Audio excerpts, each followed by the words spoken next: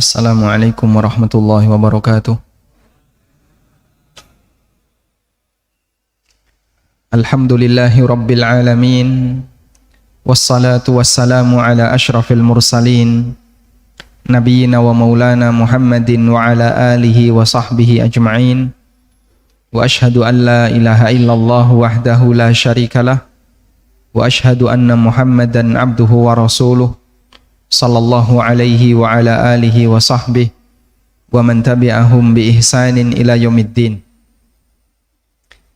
Yang kami hormati Bapak Ketua Pensiunan Pupuk Kaltim, Pak Sinten Pak? Pak Sahid ya. Hafizahullah wa ra'ah. Para bapak, para ibu jamaah pengajian rutin pensiunan Pupuk Kaltim yang dimuliakan Allah Subhanahu wa taala. Saya rasakan suasana antara yang anak-anak dengan yang bapak-bapak mirip. Anak TPA menika nek ketemu koncone ning masjid rame, Pak. Ini bapak-bapak ketemu koncone ning masjid ya melu rame. Masya Allah. Biasane nunggu ustate teko le TPA niku teng playon nggih rame ngoten nggih. Nek teng niki rame bahas napa, Pak? Bahas arisan. Nah, merencanakan hari tua. Wah, berarti durung tua saya ini. Masya Allah. Baik, yuswa pinten, Bapak? 60, 57, ada yang 60 ke atas, yang 70 pun wonten? 70, Masya Allah. Berarti unda-undi kita ya. Baik, kajian kita temanya sebagaimana yang diminta oleh panitia, memperbanyak kebajikan di usia senja. Kenapa harus memperbanyak kebajikan di usia senja? Ora ket nom ket dhisik-dhisik. Ya memang karena ini momennya adalah kumpulan orang-orang yang sudah di usia senja. Usia senja gak jaminan, Pak, kalau nanti akan lebih cepat masuk ke kuburan. Karena tidak ada kuburan yang dikhususkan bagi mereka yang sudah tua.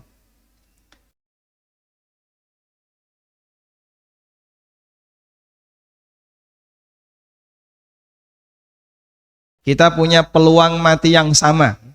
Antara saya dengan Bapak Ibu semuanya punya peluang mati yang sama. Mungkin Bapak Ibu duluan, setelah itu baru saya, atau saya setelah Bapak Ibu. Baik, saya akan lebih fokus membahas firman Allah Subhanahu wa taala. Monggo engkang kagungan mushaf atau yang di HP-nya ada WA-nya, wawasan Al-Qur'an. Silakan dibuka surat Fatir ayat 37. Surat Fatir ayat 37. Pun kepanggih, Pak? Dereng, monggo. Allah Subhanahu wa taala berfirman, surat Fatir. Surat Fatir nomor pinten, Pak? 35. Nomor? Surat Fatir 35. Ayat yang ke-37. Nomor? Surat Fatir 35. Ayat yang ke-37. Nggih. Allah Subhanahu wa taala berfirman, "Wa hum yastarikhuna fiha." Nalikane wong-wong kafir itu berada di dalam neraka. Wa hum yastarikhuna fiha.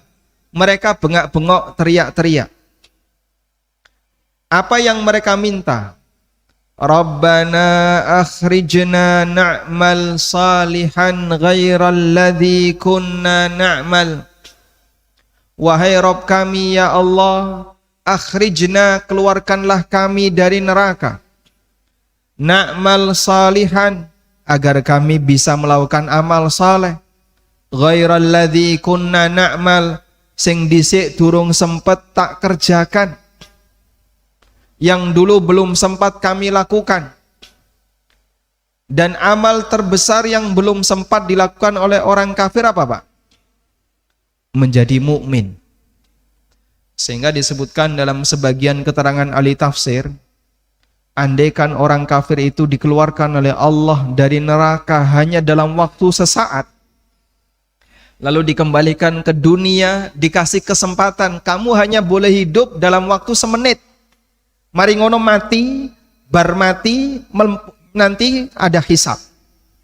Maka kesempatan 1 menit yang dia diberikan oleh Allah Subhanahu wa ta'ala untuk kembali hidup itu akan dipakai untuk bersyahadat.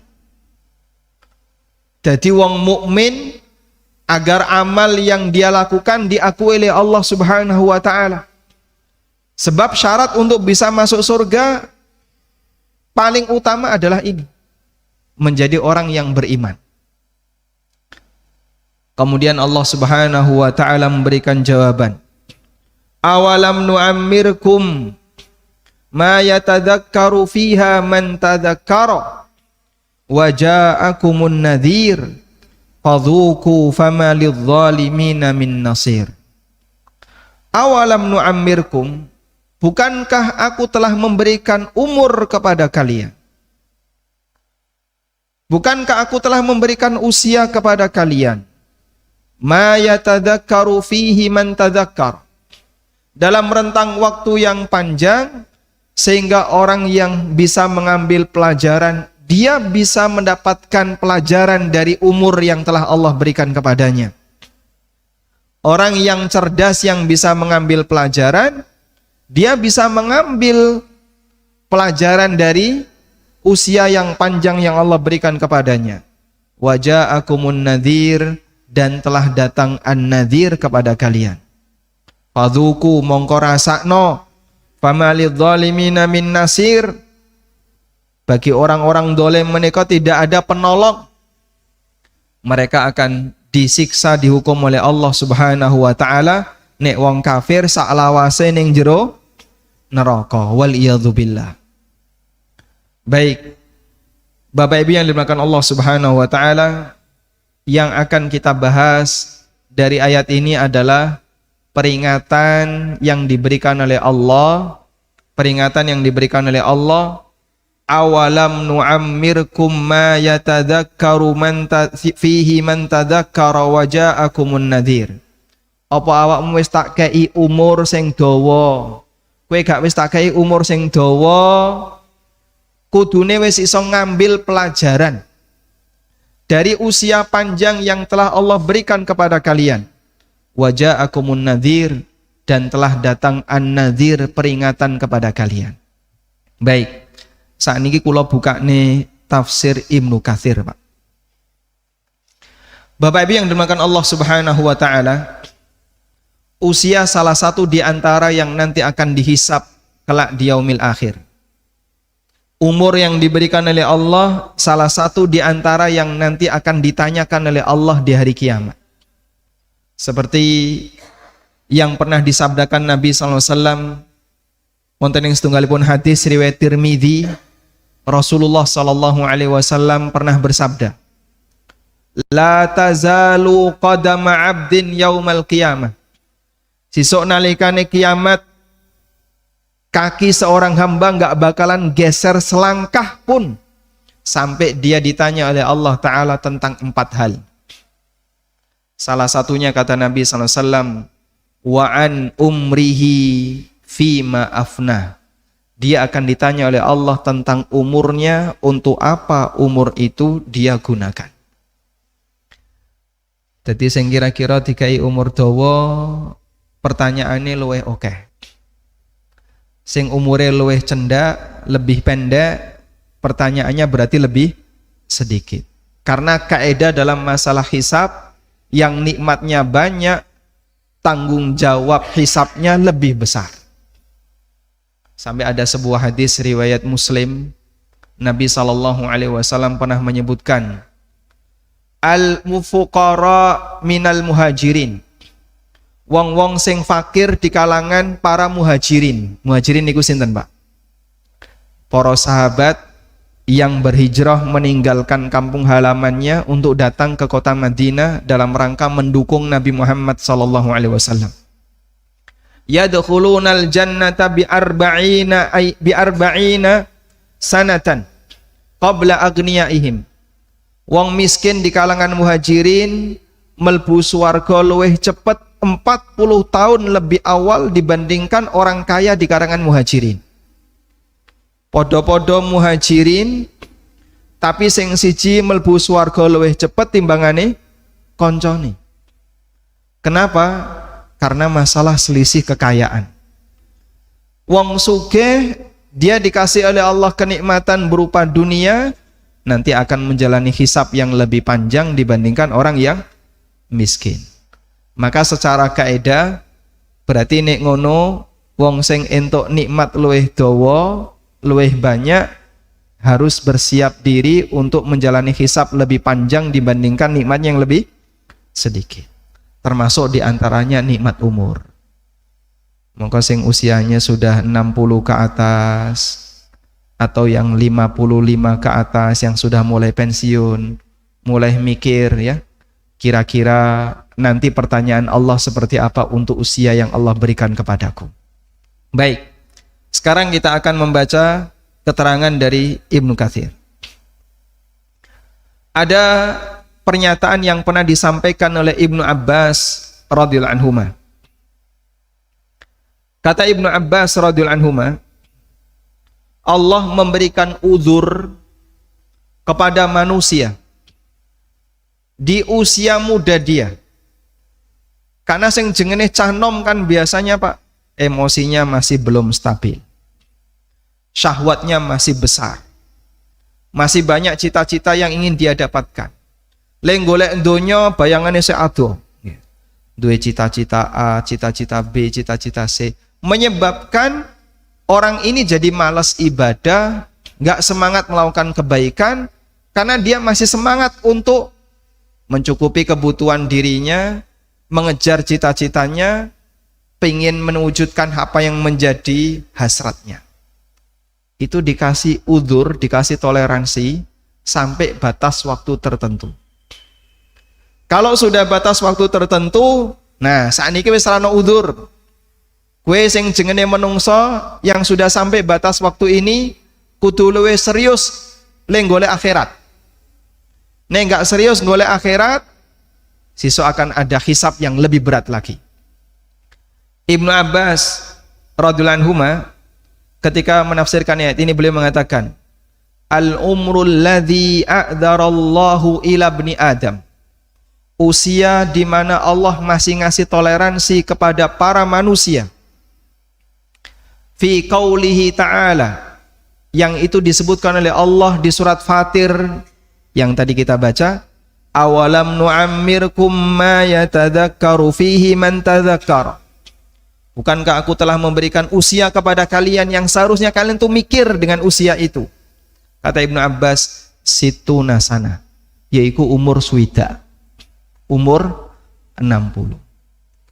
Usia di mana Allah masih memberikan udzur kepada manusia, dan nanti kalau sudah sampai itu orang dituntut untuk lebih serius ngejar akhirat, titiknya adalah situna sanatan, sakjerone umur swida. Sehingga menungso sakdurunge umur swida mungkin dia masih punya harapan ya. Bapak-bapak mungkin masih punya cita-cita sebelum usia 60 tahun, kapan iso nambah bojo? Misale ya. Nek wis tuwa kaya ngene wis ora mikir kaya ngono. Napa tesih enggak ada? Hah? Pripun? Tahu tambah semangat? Masya Allah.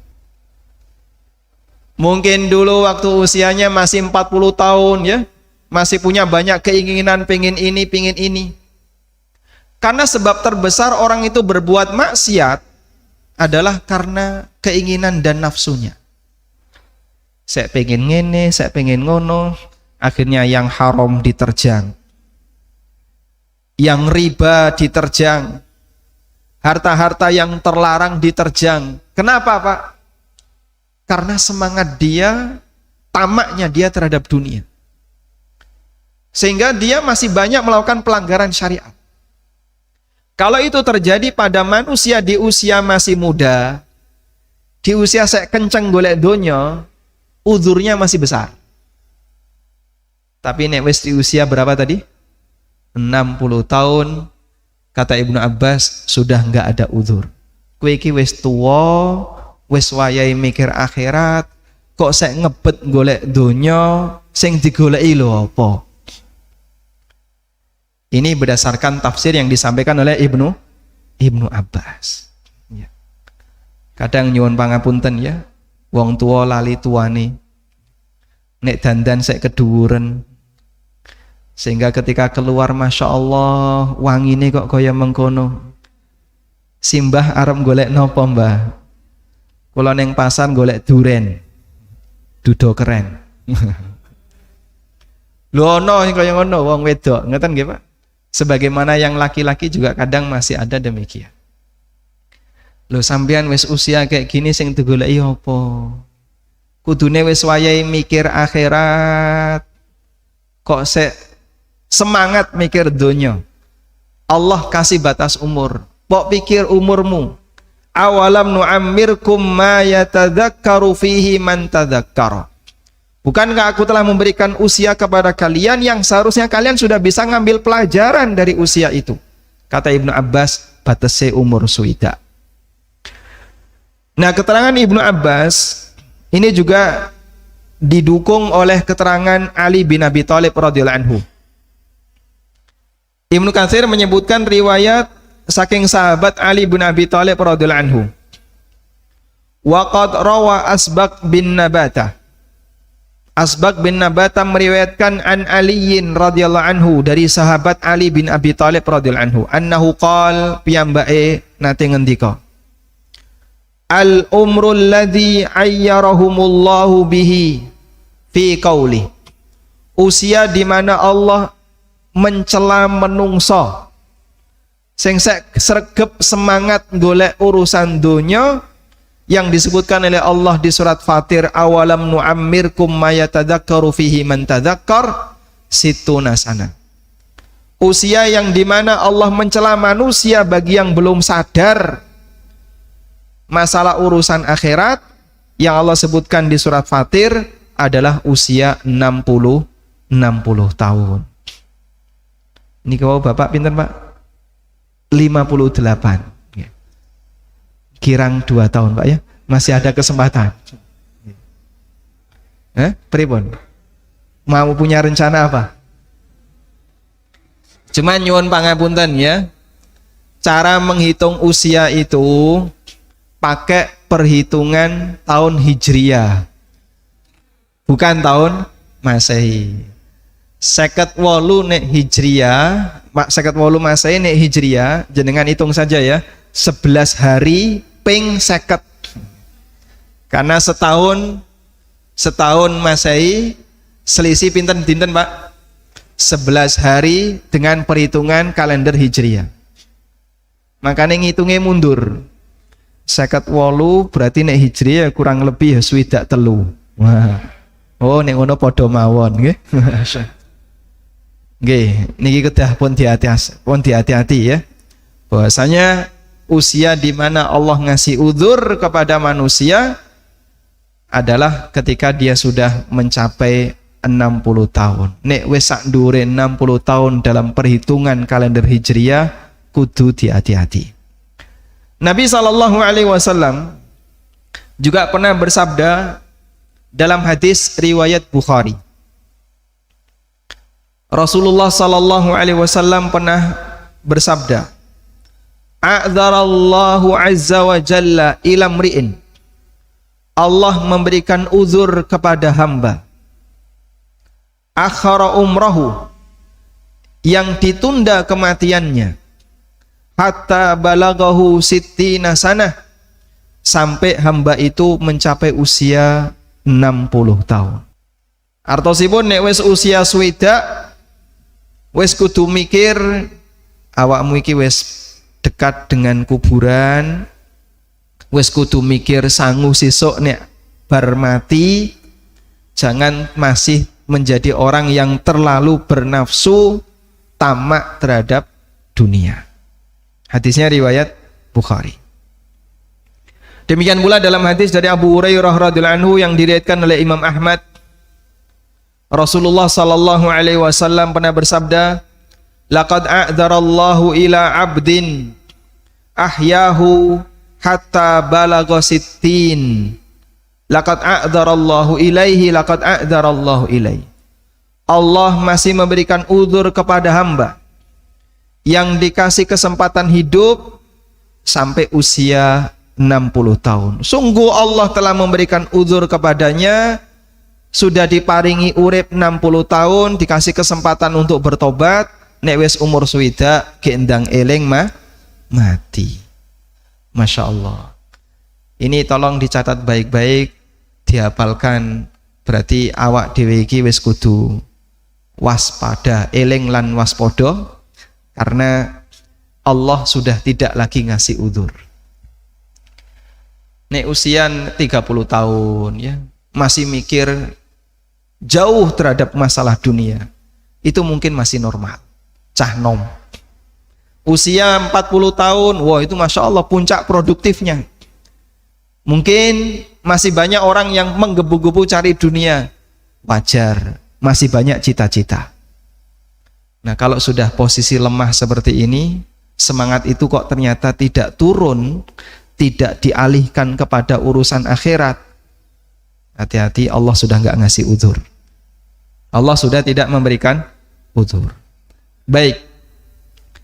Terus kira-kira apa Pak yang bisa kita lakukan agar di akhir usia ini Allah Subhanahu wa taala memberikan kebaikan bagi kita? Bapak Ibu yang dimuliakan Allah Subhanahu wa taala, kata kunci keberhasilan hisab di dunia menika benten dengan keberhasilan hisab di akhirat. Cara Allah menghisab hamba ketika di dunia dengan menghisab di akhirat itu berbeda. Nek di akhirat penentu hisab itu adalah di bagian depan. Apik eleke menungso ditentukan di bagian depan. Ketika hisabnya di awal bagus, maka yang lain nanti dianggap bagus. Makanya amal yang pertama kali dihisab amal napa Pak? Salat. Rasulullah sallallahu alaihi wasallam bersabda, inna awwala ma yuhasabu bihil abdu min amalihi as-salah. Amal pertama yang akan dihisab oleh Allah dari hambanya adalah salat. Fa in atamma, nek salate apik sempurna, mongko Allah kasih ganjaran yang sempurna. Wa illa, nek salate elek, qala lil malaikah, maka Allah berfirman kepada para malaikat, unduru hallahu min tatawwu. Malaikat, coba delok menungso iki duwe salat sunnah apa enggak? Kalau dia punya amal sunnah, salat sunnah, jubirat ma naqasa min wajibatihi, mongko amal sunnah tadi dipakai untuk nutupi amal-amal sing kurang dalam melaksanakan yang wajib. Makanya Bapak Ibu, meskipun sholat niku hukumnya sunnah, tapi ojo sampai diremehkan. Ibu-ibu biasanya nek sholat jamaah teng masjid napa teng griya? Teng dalam napa teng masjid? Di rumah. Ada yang di rumah, ada yang di masjid. Biasanya kalau di rumah, kadang ada sebagian orang sing rodok males Pak, karena koncone ra ono. Salat zuhur pinten rakaat? Ya 4 rakaat. Ora mbok tambahi sunnah, ya 4 rakaat. Ya kudu ditambahi sunnah. Nah, karena nggak ada temannya, kadang merasa malas. Maka kalau bisa yang sunnah tolong jangan ditinggalkan. Fungsi sholat sunnah nutupi kekurangan sakjroning amal wajib yang mungkin tidak kita lakukan dengan baik. Kita akan yakin ya, yang namanya manusia itu dalam beramal pasti ada yang kurang. Kita nggak pede selesai beramal, Mongko rampung beramal, kita membaca istighfar. Astaghfirullah, astaghfirullah, astaghfirullah. Allahumma antas salam wa minkas salam, tabarakta ya dzal jalali wal ikram. Yang saya baca ini persis seperti riwayat Muslim. Ya, persis seperti hadis yang diriwayatkan oleh Muslim. Baik, kembali ke sini. Sedangkan dalam urusan, kalau tadi ya, dalam urusan akhirat, penentu baik dan buruknya itu ditaruh di depan. Nek hisape apik ning ngarep, nanti sing buri-buri dianggap bagus. Kalau di dunia berbeda ternyata. Standar di dunia, baik dan buruknya ditaruh di belakang penentunya. Nek pucuke apik, sing ngarep dinilai apik. Nek pucuke elek, dianggap elek kabeh. Mengko ada istilah husnul khotimah, su'ul khotimah. Bukan ada istilah husnul wiladah, su'ul wiladah. Iki lahir apik, sing iki lahir elek. Ada nggak Pak? Nggak ada ya? Nggak ada. Kita tidak ditentukan di awal baik dan buruknya, tapi ditentukan di akhir. Sedangkan bagian awal, semua orang yang namanya manusia, dia punya masa silam. Saya punya masa silam, Bapak Ibu juga pernah punya masa silam. Dan masa silam kita ada yang baik, ada yang buruk.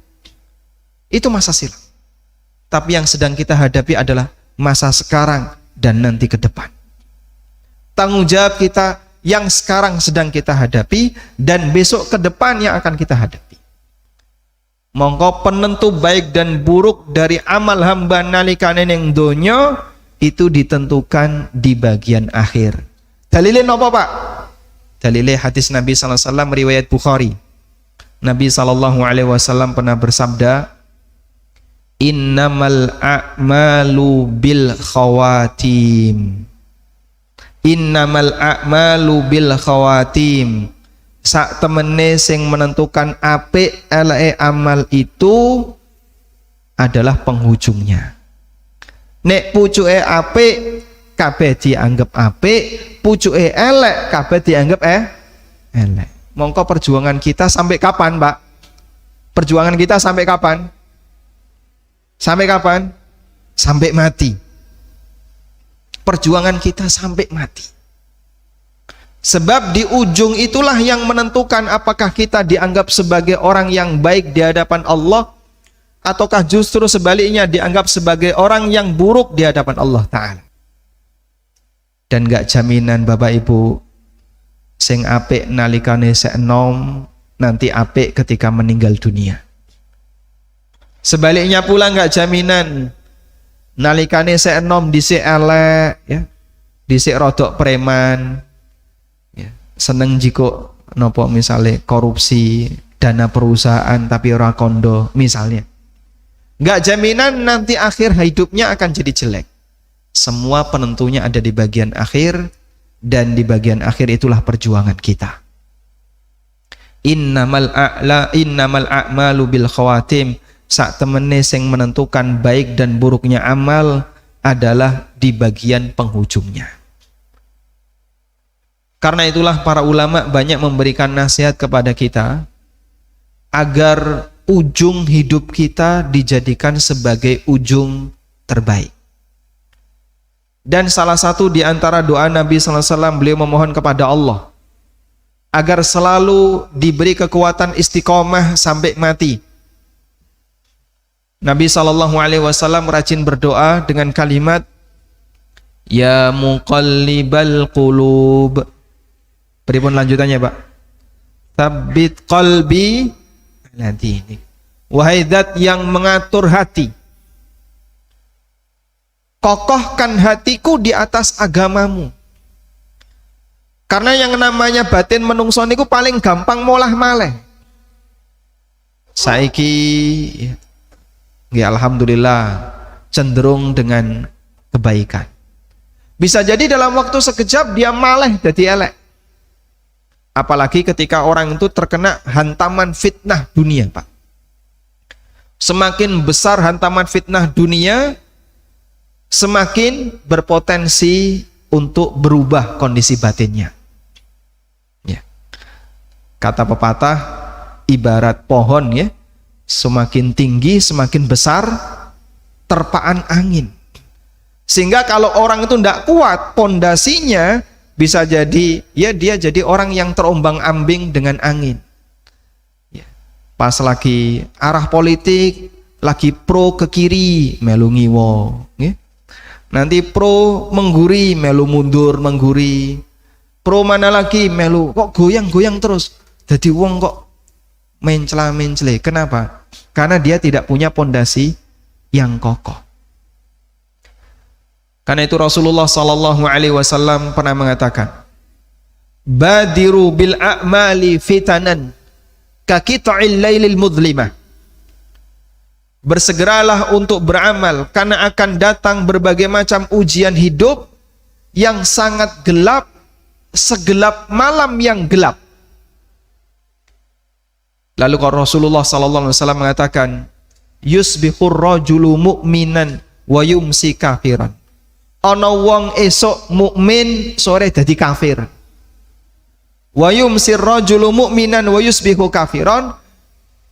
Demikian pula ada orang yang sore masih dalam kondisi mukmin, esok wis dadi kafir. Yabi'u dinahu bi'aradim minad dunya.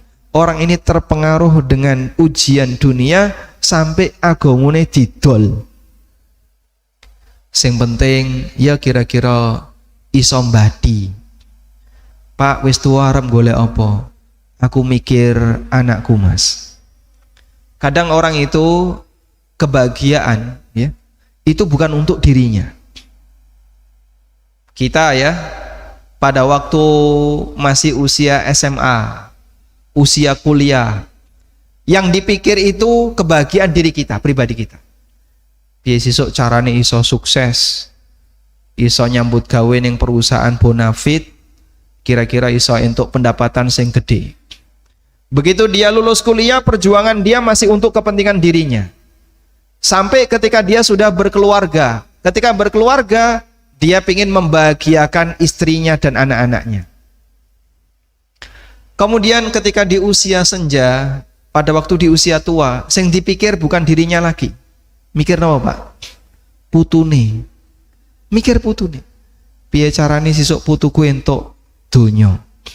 Anakku tak tinggali apa? Putuku tak tinggali. Itulah siklus kehidupan. Sehingga menungso itu tidak pernah berhenti memikirkan hidupnya. Kalau enggak dirinya, anaknya, cucunya. Kita kan seperti itu, Pak ya. Selalu memikirkan itu, memikirkan dirinya biar sukses. Nanti nek wis sukses, pengen membahagiakan orang tua. Begitu sudah selesai membahagiakan anaknya, sudah selesai anaknya mikir putune, muter itu tok, Pak, sampai mati. Dan itu terjadi bagi siapapun, baik yang muslim maupun yang non muslim. Lah terus pripun, Mas? Kalau kejadiannya memang demikian, betul.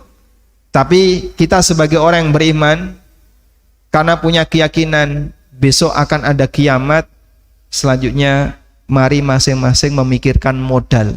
Apa yang kira-kira bisa saya bawa ketika saya menghadap Allah Subhanahu wa taala. Saya sampaikan sebuah kisah ya. Yang ini disampaikan oleh Fudail bin Iyad. Diriwayatkan dalam Hilyatul Auliya. Fudail bin Iyad menika salah satu ulama tabi'in yang dikenal sebagai tokoh dalam masalah zuhud terhadap urusan dunia. Suatu ketika Fudail bin Iyad ketemu dengan seorang bapak. Lalu ditanya, "Kam atat alaika?" Yuswa jenengan pun pinten, Pak? Qala, jawab orang ini, situna sana. Umurku wis swidak. Qala, kemudian kata Fudail bin Iyad, fa anta mundu sittina sanatan tasiru ila rabbik. Yushiku an tablugha. Bapak ini melakukan perjalanan menuju Allah selama 60 tahun. Sebentar lagi mau sampai, Pak. Karena sing jengene wong niku urip, berarti dia melakukan perjalanan kemana? Kemana, Pak? Menuju Allah, menuju Tuhannya. Sebagaimana yang Allah firmankan dalam Al-Quran, ya ayyuhal insanu innaka kadihun ila rabbika kadhan famulaki. Wahai menungso, sak temene kawakmu kabeh niku betul-betul capek, lelah, kesel, ila rabbika menuju Rabbmu. Maksudnya menungso niku ketika menjalani hidup dia menuju Allah Ta'ala. Famulaki, sampai awakmu ketemu Allah. Sehingga kita semuanya melakukan perjalanan menuju siapa? Menuju Allah. Kita kembali ke cerita ini. Panjenengan sudah melakukan perjalanan suwene swidak tahun menuju Allah, sebentar lagi jenengan akan sampai. Faqala ar-rajul, maka orang ini spontan langsung mengucapkan innalillahi wa inna ilaihi raji'un. Faqala al-Fudail, maka Fudail tanya, Bapak tadi ngomong apa? Innalillahi wa inna ilaihi raji'un. Ata'rifu tafsirah? Ngerti enggak apa maknanya? Ngerti apa makna innalillahi wa inna ilaihi raji'un? Lalu Fudail menjelaskan tafsirnya. Innalillahi abdun. Innalillahi sak temene awak dhewe niki milik Allah. Mongko kita adalah hamba Allah, karena itu tidak boleh memberikan bentuk ibadah sepeser pun kepada selain Allah. Apapun bentuk ibadah nek diparingke kepada selain Allah, Allah enggak ridho. Wa qadha rabbuka alla ta'budu illa iyyah. Rabbmu menetapkan bahwasanya kalian tidak boleh beribadah kecuali hanya kepadanya. Maka Allah enggak ridho kalau ada orang memberikan bentuk ibadah kepada selain Allah. Sajen niku termasuk ibadah bukan, Pak? Oh, termasuk. Karena salah satu di antara bentuk ibadah adalah kurban, sajen. Kalau bahasa Arabnya disebut dengan kurban, sajen.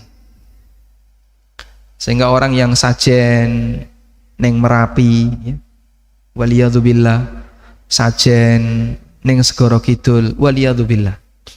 Ojo sampai awak dhewe nglakoni, ojo sampai anak keturunan kita melakukannya. Dijogo baik-baik, Pak, ya. Sebagaimana ya doanya Nabi Ibrahim, wajnubni wa baniya an na'budal asnam. Ya Allah, jauhkanlah diriku dan anak keturunanku ojo sampai nyembah berhala. Nah, termasuk nyembah berhala ya nyembah gunung, nyembah laut. Bapak Ibu, sing jaga Segoro Kidul niku sinten?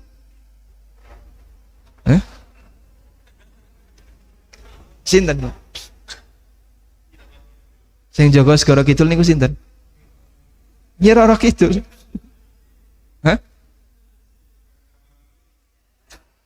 Dinas Pariwisata Yogyakarta.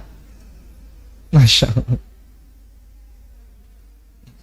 Sing jaga Segoro Kidul adalah Dinas Pariwisata. Iya. Kadang kita merasa aneh.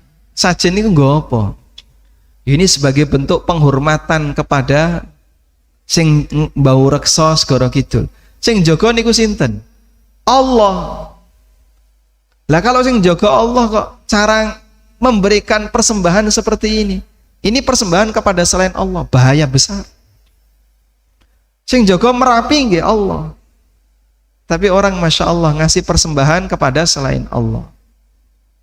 Cuman nggih sakniki kudu hati-hati nggih, bahas masalah sajen ngene ana sing tersinggung dilaporkan. Wah. Baik. Kembali ke sini. Kalau kita sadar kita itu milik Allah, kudune kan nyembah Allah semata. Jangan ngasih sesembahan kepada selain Allah. Sederhana, Pak. Jadi menungso muslim niku sederhana. Mong kowe nek ngibadah kepada marang Gusti Allah, jangan berikan bentuk ibadahmu sepeser pun kepada selain Allah. Wa inna ilaihi raji'un, dan sesuk awak dhewe bakal balik marang Gusti Allah. Mongko sapa sing yakin dia adalah nanti akan kembali kepada Allah, seharusnya dia tahu kalau nanti dia akan menghadap Allah. Wa man alima annahu mauquf, dan siapa yang sadar kalau dia nanti akan menghadap Allah, falya'lam annahu mas'ulun, sadarilah kalau dia nanti akan ditanya oleh Allah. Wa man alima annahu mas'ul, dan sapa sing sadar nek awake bakal ditanya oleh Allah, falyu'id lil mas'alati jawaban, siapkan jawaban untuk pertanyaannya. Siapkan jawaban untuk pertanyaannya. Tiang sepuh tadi Pak semakin gemeteran, makin wedi Pak. Faqala ar-rajul, maka orang tadi mengatakan, famal khilah, terus piye carane aku iso selamat sesuk nek menghadap Allah Subhanahu wa taala. Qala, kata Fudail bin Iyad, yasirun liman yassarahullah, insyaallah gampang. Gampang kanggone wong sing dikasih kemudahan oleh Allah Subhanahu wa taala. Insyaallah gampang kanggone wong sing dikasih kemudahan oleh Allah Subhanahu wa taala. Wa mahiya, napa niku carane? Coba Bapak Ibu catat kalimat ini ya. Pengajiannya dereng rampung Ibu. Ampun rame riyen. Memang biasanya kita punya kekuatan konsentrasi itu maksimal 20 menit. Wis 20 menit niku wis golek acara liyane ya. Boten, insyaallah boten dangu. Baik. Qala, kata Fudail bin Iyad, tuhsin fima baqiya yughfar laka ma madha. Awakmu kudu memperbaiki dirimu di sisa usiamu. Perbaiki dirimu di sisa usiamu. Yughfar laka ma madha, maka akan diampuni untukmu dosa-dosa yang telah lewat. Fa innaka in asa'ta fima baqiya, karena kalau kamu di sisa usiamu rakaruan, masih sibuk dengan perbuatan maksiat, saya seneng nonton dangdutan, kadang ibu-ibu ya nonton drakor. Nama drakor Bu? Hah? Lo ngerti ngono kok ya? Berarti wis tahu nonton. Nyenengke ya Pak Ustadz nih ditonton. Wah niku bahaya niku. Fa innaka in asa'ta fima baqiya, karena kalau awakmu rakaruan di sisa usiamu, ukhitta bima madha wa bima baqiya, kowe bakal dihukum oleh Allah dengan dosamu di masa silam dan dosamu yang akan datang. Jadi teori ujung akhir yang bagus itu dijelaskan di sini. Sehingga prinsipnya adalah perbaiki di sisa usia kita agar Allah mengampuni kesalahan-kesalahan kita di masa silam. Karena kita semuanya punya sejarah, punya masa silam yang mungkin nggak bagus. Dhisik Pak Ustaz nalikane aku sek enom nglakoni kaya ngene. Pak, yang punya pengalaman yang sama mungkin tidak hanya Bapak. Ibu yang punya pengalaman yang sama mungkin tidak hanya ibu, masih banyak yang lain yang punya pengalaman yang sama. Siapa sih yang nggak punya masa silam? Kita semuanya punya. Orang punya masa silam yang mungkin masa silam itu penuh dengan maksiat, penuh dengan pelanggaran syariat. Tapi sekarang kita bicara saat ini dan besok yang akan datang. Perbaiki sisa usiamu agar Allah mengampuni dosa-dosamu sekarang dan di masa silam. Fa innaka in asa'ta fima baqiya, karena awakmu bertahan dalam kondisi buruk di sisa usiamu, ukhitta bima baqiya wa bima madha, kamu akan dihukum oleh Allah di sisa usiamu dan plus dosamu di masa silam. Mongko wong niku apik di sisa usianya, dia mendapatkan husnul khatimah, insya Allah dosa-dosane di masa silam dimaafkan. Itulah perjuangan kita sampai akhir hayat jamaah. Baik, selanjutnya Pak kasih tips apa yang bisa kita lakukan agar kita bisa memperbaiki diri kita di sisa usia kita.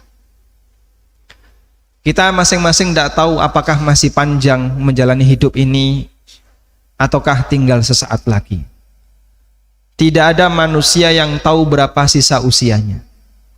Yang usia 58, yang usia 70, masing-masing dikasih usia sisa oleh Allah, sisa usianya. Tapi nggak jaminan sisa usia yang 58 lebih panjang dibandingkan yang 70. Berarti yang dimaksud sisa usia itu kapan, Pak? Yang dimaksud sisa usia itu kapan? Sekarang. Inilah sisa usia kita. Sekarang inilah sisa usia kita. Baik. Apa yang bisa kita lakukan? Yang pertama, Bapak Ibu silahkan pilih amal sederhana yang ringan yang bisa dirutinkan. Amal ringan sederhana yang bisa dirutinkan. Kalau sudah jadi rutinitas, ojo sampai absen, ojo sampai bolong.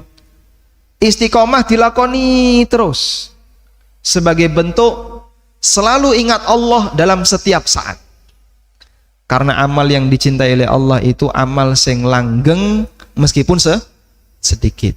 Nabi SAW nate paring dawuh, ahabbul a'mali ilallah adwamuha wa inqalla. Amal sing paling disenangi oleh Allah adalah amal sing paling langgeng meskipun raketang saidik, Pak. Mas, kalau niki nek kon poso sunnah kok ya ra kuat rutin. Tapi nek kon salat duha insya Allah saged. Bapak ada waktu kosong waktu duha, betul. Baik. Jadikan sebagai amal rutin, Pak. Duha berapa rakaat sing jenengan sanggup rutinkan? Insya Allah 36 rakaat. Yo Joko kean kaya ngono, Pak. Engko ora kuat. Lah pinten?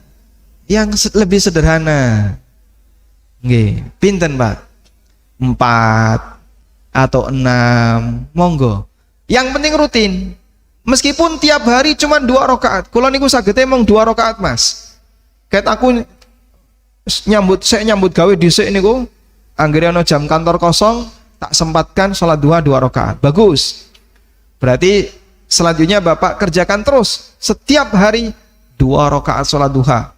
Mbah jenengan niku safar, mbah jenengan niku di rumah, baik dalam kondisi sehat, meskipun sakit, berbaring di atas kasur, duha eling 2 rakaat. Nek niku terus, Pak, sampai akhir hayat, ini jadi amal andalan. Sudah? Dan Rasulullah SAW pernah menyebutkan, khudhu minal a'mali ma tutiqun. Silahkan kalian ambil salah satu amal dari sekian banyak amal itu yang mampu kalian rutinkan. Fa innallaha la yamallu hatta tamallu. Karena Allah tidak pernah bosan untuk ngasih pahala kepada kalian sampai kalian bosan beramal. Nah, nalikane hamba itu punya rutinitas seperti ini, puncaknya sampai dia nggak bisa melakukannya karena uzur yang berat, tetap dikasih pahala. Rasulullah SAW pernah bersabda, "Idza maridal abdu aw safara kutiba lahu ma kana muqiman sahiha." Nalikane hamba niku sakit atau safar sehingga dia tidak bisa menjalankan amal ibadah rutinnya, tetap dicatat untuknya sebagaimana amal kebiasaan ketika dia sedang tidak safar dan ketika dia sehat. Biasanya nggih poso Senin Kemis. Lah sakniki jenengan poso mboten? Mboten ya, Mak. Kula pun mboten kiat poso. Insyaallah Bapak tetap dapat aliran pahala. Dan itulah makna firman Allah Ta'ala, illalladzina amanu wa amilus salihati falahum falahum ajrun ghairu mamnun. Kejaba wong-wong mukmin sing beramal saleh, falahum ajrun ghairu mamnun, piyambake kagungan ganjaran yang ghairu mamnun. Ghairu mamnun niku tegese napa, Pak? Artinya apa? Tidak pernah putus. Ibnul Muhallab, salah seorang ulama ahli tafsir, mengatakan ini adalah anugerah yang diberikan oleh Allah kepada hamba-hambanya mukmin yang beramal saleh. Ketika dia sudah memasuki usia tua sehingga tidak bisa lagi beramal, dia tetap dapat pahala yang gak putus sesuai dengan rutinitas kemampuan dia waktu dia masih muda. Sehingga jenengan kalau nggak ada rutinitas amal sunnah poso, niki pedot Pak, ket kapan Pak? Ket stroke niku Mas. Dhisik nalikane sek sehat nggih tesih kiat, niki pun stroke. Kula pun mboten saged poso, tetep pahala amal itu ngalir Pak. Ajrun ghairu mamnun.